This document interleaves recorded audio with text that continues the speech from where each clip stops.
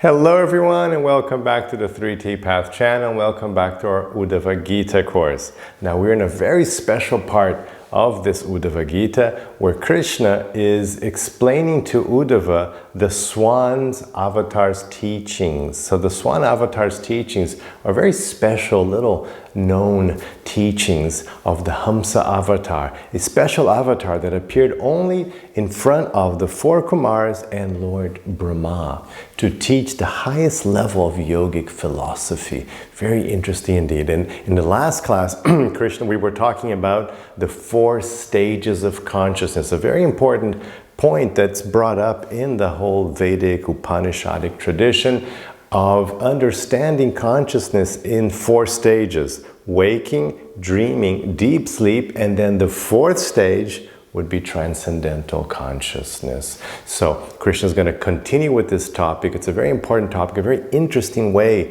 for you to use your dream cycle to become enlightened, to understand, to observe the states of consciousness, to observe the fleeting conditions of what we consider to be reality, and then to search out a deeper reality behind, transcending all that. Very interesting topic. So we are here in the 11th canto, 13th chapter, verse 30. And of course, if you're going to watch all the previous classes, make sure that you become a member of this channel, and the instructions are here in the description of the video. And then you can access all the course. We already have 62 other classes recorded in this course. It's a very important, very deep course on Vedic yoga philosophy. Okay, so now Hamsa Avatar is still speaking. According to my instructions, one should fix the mind on me alone. If, however, one continues to see many different values and goals in life, rather than seeing everything within me, then although apparently awake, one is actually dreaming due to incomplete knowledge. Just as one may dream that one has wakened from a dream. So very nice verb, very important. So, you know, Swan, he's been identified as God, so he is God speaking. They know it's God speaking. So God says, according to my instructions, and those are God's instructions. Krishna gives those same instructions in Bhagavad Gita. You should fix your mind on me alone. This is the core yogic teaching. This is the very objective of all yogic practices. This is the culmination of spiritual consciousness, to have your mind fixed on God. Krishna, in Bhagavad Gita, you'll see a lot, mind and intelligence fixed on me. Same concept, but intelligence also is what you use to process reality, to prioritize things. So in that sense of also, you know, making God your priority, understanding everything in relation to God, and then of course having your mind fixed on God as well. Your very thoughts, you know, your consciousness fixed on Krishna. So that is definitely the instruction. Krishna gives that instruction over and over again in Bhagavad Gita. And of course, that instruction comes up here in the Bhagavad Purana over and over and over again in all sorts of ways. So this is the main instruction. Now he's going to use this main instruction and connect this to this topic of the 4 stages of consciousness, of the issue of dreaming. It's very interesting. It's brilliant. I mean, it's a brilliant idea. It's this perfect thing. We have this thing of sleeping every night, dreaming. It's like a perfect setup for you to understand consciousness and for you to go beyond matter. It's perfect in so many ways, and it's used so many times in the Bhagavad Purana, and this is one of the most important ways. So, how can you use your dream cycle to become enlightened? So you should do that. So look, that's my instruction. Fix your mind on me. Always be there. If, however, one continues to see many different values and goals in life, rather than seeing everything in me. So this is, you know, Krishna saying, look, there's like 2 things you can do. You can see everything in me, and again, this is another thing Krishna says in Bhagavad Gita, you know, see everything, you know, see me in everything and everything in me, and that's the yogic Bhagavad Gita path, Uddhava-gita path. Or you're seeing other things. Other things are coming up. It's not God. It's not God. It's just something else, you know, some other values and goals in life, but not God. So if you're there, and of course, as we're not fully enlightened, until you're fully enlightened, there's going to be this parts of the day at least where you're going to be doing this, where you're not seeing God in everything. Right? Of course, you know, if you're in the process, if you're here watching this course, then you're probably like, you're having your moments. You know, you're having so much X% of the day. No, I'm seeing everything in Krishna. My mind is fixed in Krishna. And you're doing well. But then you might forget. You might slip out of your mind. What? Who? Krishna? What? You might forget. So they might slip. So when that happens, then, although apparently awake, one is actually dreaming due to incomplete knowledge. So again, not lack of faith. Notice that the language of yoga isn't about faith. It's about knowledge. It's just a thing. You just notice that, you know, the focus is knowledge, jnana. So because the term here is ajnana. So for lack of jnana, ajnana, not having knowledge. Because you have ajnana, then that's why you're not seeing God in everything. And you're kind of dreaming. You're just dreaming. It's just like a dream. It's a dream. It's artificial. It's Maya. It's not true. It's illusion. It's an illusion. That's the whole concept of Maya. It's an illusion. Oh yeah, looks like this is happening and this is important. It's got nothing to do with God, and I can see it's nothing to do with God. Well, no, it's an illusion. You're seeing an illusion.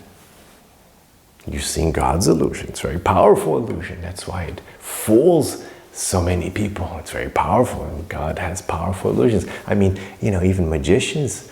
My brother sent me the other day this wonderful video, and he's like, that is completely impossible. He's like, no way that could have happened. There's just no other explanation for that. It's just magic. You know, so we see that. We see like some magicians can do things that's like, that is just completely impossible. There's absolutely no way that isn't magic. I mean, there's no other way to explain it, right? Imagine God's magic. Imagine God's Maya. It'd be very powerful, very effective, and it is, right? So we're completely fooled. So you're actually dreaming. Even though you're awake, you're dreaming. So now they use the dream thing and the awake thing in that sense, that you're awake but dreaming, just like when you dream that you've woken up but you're still dreaming. It's very, so nice to use that, because you've had that, right? Sometimes you think you're awake in the dream, but you're still dreaming. So now you'll be awake, but you're still dreaming because you're not seeing things as they are. Very interesting. Purport. One who is not Krishna conscious cannot understand that everything is resting within the Lord. Thus it is impossible for him to retire from material sense gratification. One may adopt a particular process of salvation and consider oneself to be saved. Nevertheless, his material conditioning will remain, and thus he will maintain his attachment to the material world. In yoga, it's practical. It's like, it's not about, oh, I've done this thing, so I'm saved. You know, I went through this process, I did this, you know, whatever, a baptism, ritual, initiation. I did this thing, and so I am done. You know, I've accepted this thing, and so I'm done now. No, yoga is very practical. It's like, no, it's all about this. There's no fooling around. There's no, you know, you can't trick your way out of material life. Because it's about this, it's your consciousness. Where is your consciousness? Where is your mind? That's what it's all about. Where is your mind? If your mind is still in matter and not seeing God in matter, not seeing everything within God, then you're in matter. You're not saved. You're still conditioned. You're going to reincarnate. No, I'm sorry to tell you, but that's what you want. If you want to be dreaming, if you want to stay asleep, you will remain asleep. You will remain dreaming. There's no, you can't like, oh, but I'm dreaming, but I'm not. Well, you are, so there's no faking it. Either you're dreaming, either you're asleep, or you're not. Right? You can fake sleeping, but you can fake to other people, but not yourself. So either you're sleeping, or you're not. And if your mind is in matters and conscious, it doesn't matter what salvation plan you think you've got guaranteed, it's your mind. If you're still focusing on material senses, on not seeing God in things, not connecting everything to God, then that's what you're doing. You're in material consciousness. And you'll remain so until you change that. While one is dreaming, he sometimes imagines that he has awakened from a dream and is experiencing normal consciousness. Similarly, one may consider oneself to be saved, but if he remains absorbed in making material value judgments between good and bad without reference to devotional service to the Supreme Lord, he is understood to be a conditioned soul covered by the illusory identification with matter. And here's a great little trick I learned, which you can use too. When you have those situations, this is not part of the course here, but this is a nice little life hack for you. When you're not sure if you're dreaming or not, when you're having one of these moments where you think you're awake, you're dreaming, and you're like, oh, is this dreaming? You get that moment where you're trying to figure out if you're dreaming or not. If you really have woken up or not from the dream. This is a trick. It really works. You can't read anything in dreams. It's a really wonderful, weird thing, very weird thing. So try to read something. If you can read something, you're not dreaming. You're awake. You might be awake dreaming, as Krishna is saying here. But so that's a trick. Try reading something. You can't read in dreams. I don't know why, but you can. Okay, verse 31. Those states of existence that are conceived as separate from the Supreme Personality of Godhead have no actual existence. Whew, powerful first line. So let's just read that first line again, because it's so powerful.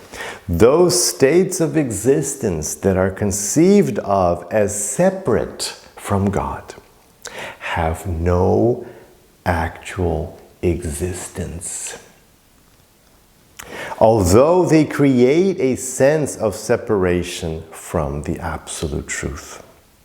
Just as the seer of a dream imagines many different activities and rewards, similarly, because of the sense of an existence separate from the Lord's existence, the living entity falsely performs fruitive activities, karmic activities, thinking them to be the cause of future rewards and destinations. So, wow. So, let's break this down a bit. So, powerful beginning. I'll read it again because it's worth trying to absorb this.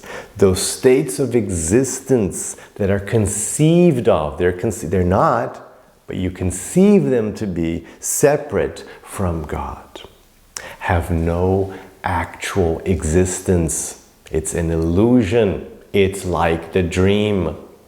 You have the dream, you're experiencing the dream, but it's not true.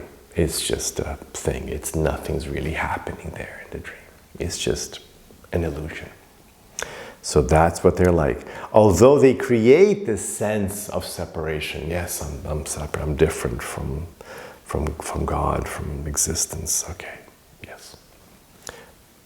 Just as the seer of a dream imagines many things, many different activities and rewards, similarly, because of a sense of existence apart from God's existence, the living entity falsely performs activities, searching out results, thinking that those activities are the cause of future rewards and destinations. because that is then material mentality described. So the fantasy paradigm I speak of in my 3T Path book. So what is the fantasy paradigm? It's when you're acting now, thinking, expecting the result of your action in the future. You're acting now, saying, I'm going to do this, because with this, I'm going to get that thing. I'm going to reach that destination. I'm going to obtain this. I'm going to experience this. This is the cause of my future experience, right? That is the sum and substance of all material life. This is material consciousness. This is how, if you have to define material consciousness, that's how you do it. You see the word here used in translations, fruitive activity. That's the word for karmic thinking. Fruitive activity. Fruitive, fruit. Think of fruit, like you plant a tree so you can get a fruit in the future, right? So it's not like you don't care for the tree, it's a pain. You have to plant the tree, you have to water it, like who cares for the tree? I just want the fruit of the tree. So fruitive activity means you're doing something now, expecting something in the future, and that's all there is to it.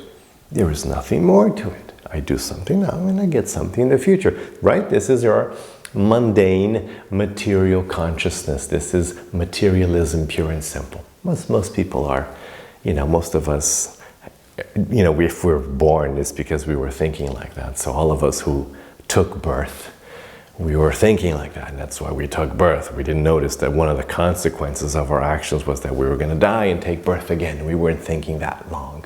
We were just thinking, I'm just going to do a little more and do this, and I'll get a little, and do this, and I'll do this, and I'll get that, and do this, and I'll get the other thing. Like the little carrot held in front of the ass, and he's walking. Yes, if I just take one more step, I'll get that carrot. And we're doing that, but we're just changing the carrots, so we don't notice the trick. It's like always, you're not totally satisfied and happy today, but if I just do that thing, then that's going to make it better, and that thing's going to make it better, and then I'll be happy, and then I'll be satisfied, then I'll be fulfilled. And then you don't notice that the decades are slipping by and actually lifetimes are slipping away. We don't notice that. So that's material consciousness, where you're acting with this fruitive mentality.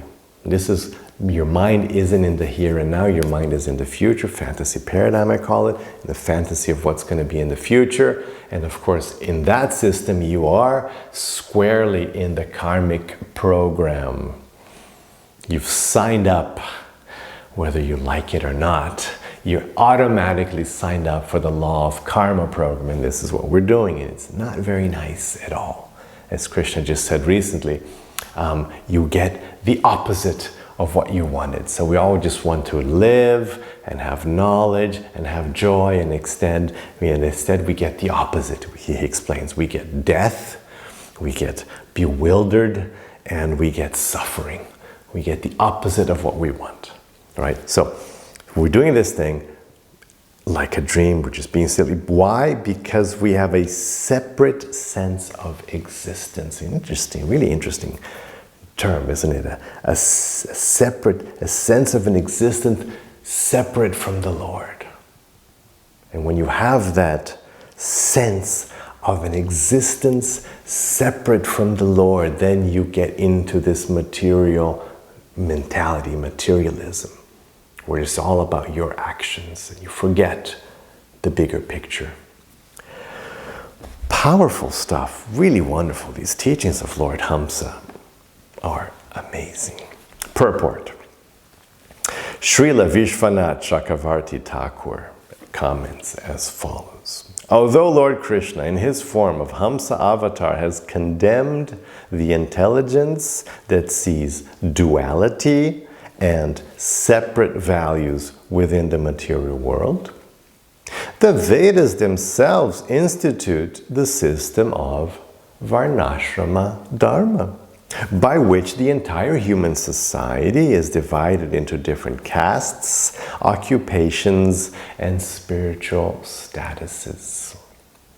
Therefore, how can the Lord recommend that one give up one's faith in in this Vedic system? The answer is given here in the verse as follows. The words anyesham bhavanam, or of other states of existence, refer to the innumerable divisions of false identifications with the material body, mind, occupation, and so on. Such identification is illusion. And the material divisions of the Varnashrama system are certainly based on this illusion. The Vedic literatures promise heavenly rewards, such as residence in upper planetary systems, sarga, and prescribe the means to acquire such rewards. So this is a common topic in these high-level yogic discourses. Krishna does the same in Bhagavad-gita. Because here we are, we're within a system. We're not denying the system. There is a Vedic system. Within this large Vedic system, there is the whole mundane religious aspect. It's there, and it's not being denied. It's not being falsified. It's not like Christianity coming into pagan Europe and say, no, that's all crazy, bad, wrong, dead, just throw that away. And if you think that, then we'll probably just want to burn you anyway and crucify you because that is completely not acceptable. It's not like that. It's not like that. Christianity coming in and just destroying, the nature God, the worship of nature gods. No, it's not like that. It's like, okay, we still accept it. It's still, we're within the same system. Fine. We accept that there's a Vedic religious system of Varnashrama Dharma, of rituals, of speaking about behaving well in your Dharma, and by doing well in your Dharma you get some nice karma, and if you do it really well, hey, you get to have your next birth in Swargaloka. Amazing destination, like you thought having a nice vacation was nice, I'm recording this in August, so you're probably like, yes, I'm going to go to the, to this nice island, this nice beach or something. You thought that was nice? Well, Swarga, that's really nice. That's like a proper destination, like the crummy destinations we get here on planet Earth in Kali Yuga. That's a proper, that's amazing. You thought the 5-star hotel was nice? This is like, 5,000 star quality. So, Swarga, so there's that. So what do you do with that? So, well, you have to have these verses say, you know what? That's kind of rubbish. That's just based on illusion. That's fine if you want to be in a material state of consciousness. That's good. That's fine. But here we're inviting you to the select club of transcendentalism. So you're giving a chance to I'm giving you an opening to really get to the elite stuff. That stuff is okay, but this is the real thing. This is like the high level thing. So the high level thing is yoga. And in yoga, then, we don't want any kind of identification with the body, and we don't want to be yearning after anything in the future, because we want to achieve everything right now in our states of consciousness, reuniting yoga with God, returning to our original position in the kingdom of God, beyond birth and death, beyond karma, the karma that gets accumulated, karma that gets exhausted, beyond all this tiresome, time-based system. We want to go beyond time. So, these things are mentioned, and here, they're saying, so the Vedic system promises these heavenly rewards, such as residence in upper planetary systems, and prescribe the means to acquire such rewards, by following your Dharma, and by doing rituals, and etc. However, both the rewards and the means for achieving them are ultimately illusion. They're just part of a dream. It's like when in the dream, you do something in your dream and you experience something nice in the dream. Okay, it's not that it didn't happen, you did experience, but it's all an illusion. And when you wake up, you've got nothing to show for it. Since this world is the Lord's creation, one cannot deny that its existence is also real. Yet the living entity who identifies the creations of this world as belonging to himself is certainly in illusion. The example may be given that horns are real and rabbits are real. But if one imagines a rabbit's horns, that is certainly illusion. Though a rabbit's horns may occur in a dream. Similarly, the living entities dream of a permanent relationship within the material world. Similarly, the living entity dreams of a permanent relationship within the material world.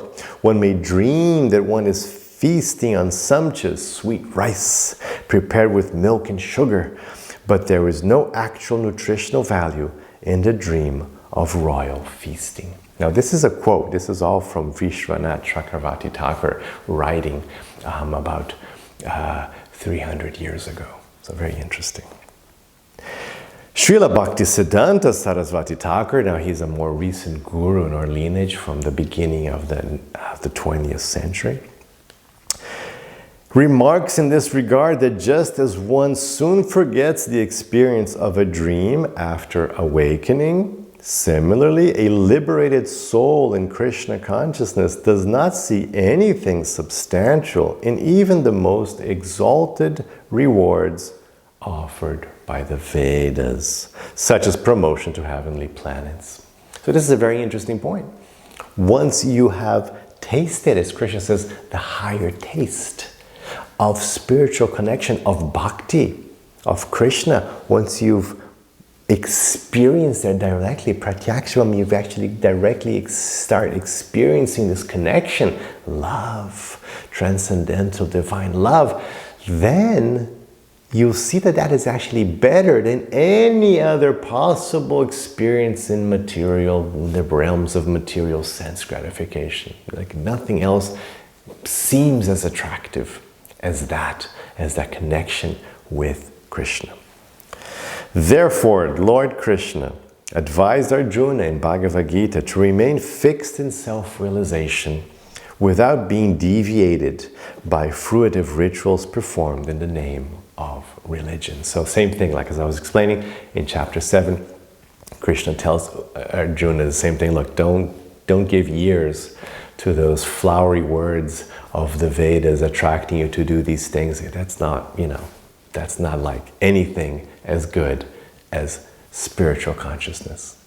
Okay, so let's stop here now. There's more of these wonderful teachings in the next lesson. Make sure you come back and have the rest of your day with lots of peace and lots of love. Hare Krishna.